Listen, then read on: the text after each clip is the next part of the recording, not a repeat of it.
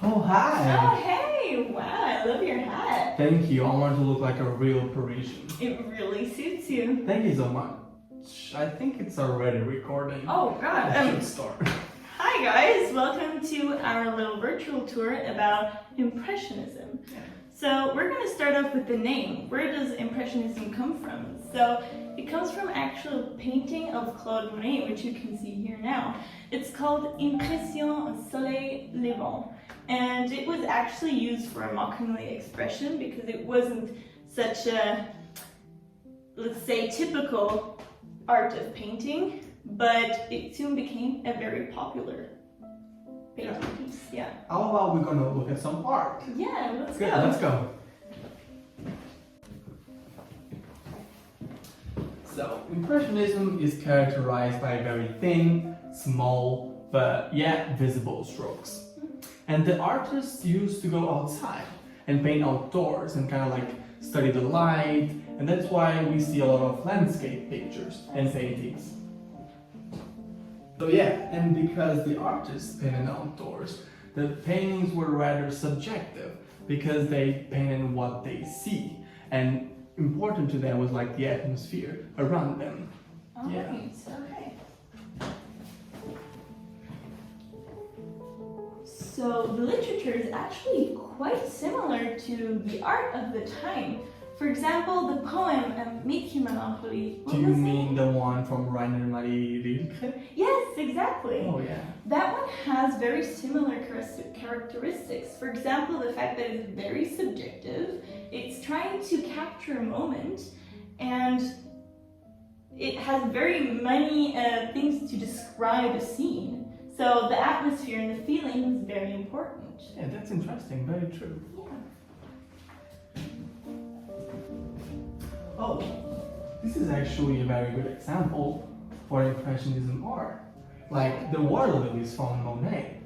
We can see he just focused on like a very small part of his garden. And he used to use his garden as an inspiration for a lot of his pictures.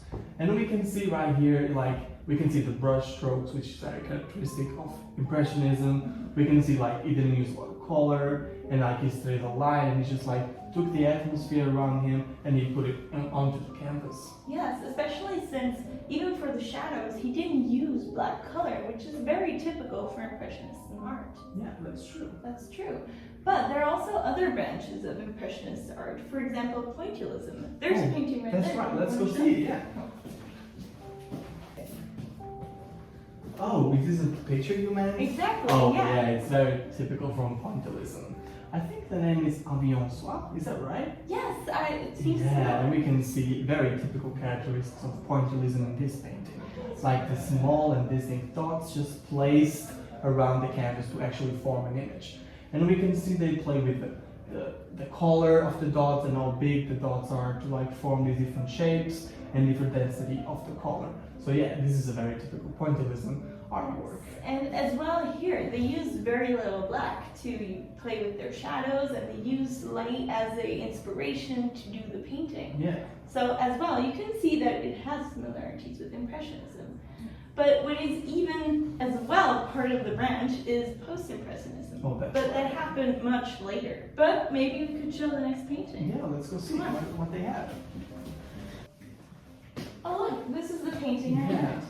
It was made by Vincent van Gogh, and it's actually a self-portrait. As you can see, it has much more vivid colors than in the other Impressionist paintings, but they're almost even too stressed. So that means that it's not exactly what it would be, like the hair is too red than the actual real thing. As well as the form is too stretched, it's not the same as it would be in real life. As you can see, these lines on the wall, these wouldn't be there in real life, but it is something that the artist did to put more of his touch. As well, you can see that the emotions are very strong in this painting. That is very atypical for Impressionism. So you can see this is a very typical post-Impressionist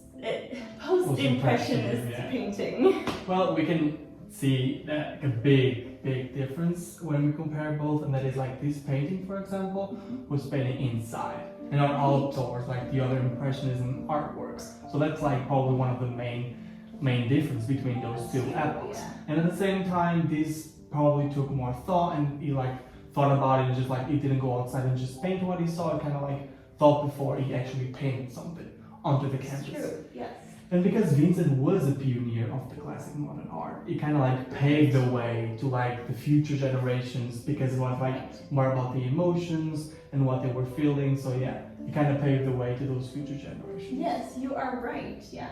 So, do we want to finish our little tour? Yeah, sure. Come on. So I guess we're here. Yeah, we finished. Thank you so much for joining us today. Yeah, we hope you guys enjoyed it and you actually could learn something, especially the difference between the different art epochs in Impressionism. Exactly. For example, pointillism and post-impressionism are not impressionism, even though they do have some similarities. Yeah, that's right. Exactly. So yeah, keep that in mind and don't forget about it. Yes. So, gonna catch lunch? Yeah, that's it. Bye, guys.